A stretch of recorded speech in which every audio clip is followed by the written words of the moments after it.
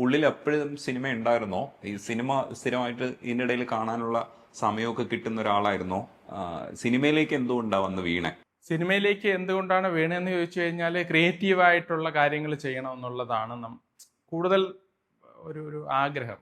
കുഞ്ഞുനാളിലേ തന്നെ ഇപ്പോൾ എനിക്ക് ഇപ്പോഴും ഓർമ്മയുണ്ട്. അതായത് 6ലോ 8ലോ പഠിക്കുമ്പോഴാണ് ഞാനൊരു നാടകം എഴുതി, ഡയറക്റ്റ് ചെയ്ത്, ആക്ടിങ്ങും എഴുതിയതും അതുപോലെ ഡയറക്ഷനും ആക്ടിങ്ങും എല്ലാം അതിലുണ്ട്. വേറെ ആൾക്കാരുണ്ടായിരുന്നു, ഇത് ഞാൻ ചെയ്തതാണ് സ്കൂളിൽ. അപ്പോൾ അത് കഴിഞ്ഞ് അങ്ങ് പോയി.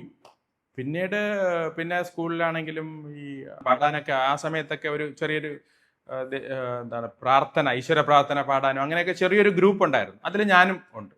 സ്കൂളിൽ അത്യാവശ്യം വളരെ ആക്റ്റീവായിട്ട് ക്ലാസ് ലീഡറൊക്കെ ആയിട്ട് അന്ന് പ്രവർത്തിച്ചുകൊണ്ടിരുന്ന സംഭവമാണ്. പിന്നെ അതിനുശേഷം പിന്നീട് പഠനം പോയി, പിന്നെ ജീവിക്കാനുള്ള സംഭവമായി, വർക്കായി, അതില് ഇൻവോൾവ് ആയി. ഇടയ്ക്കൊക്കെ എന്തെങ്കിലുമൊക്കെ സമയം കിട്ടുകയാണെങ്കിൽ എന്തെങ്കിലുമൊക്കെ എഴുതും.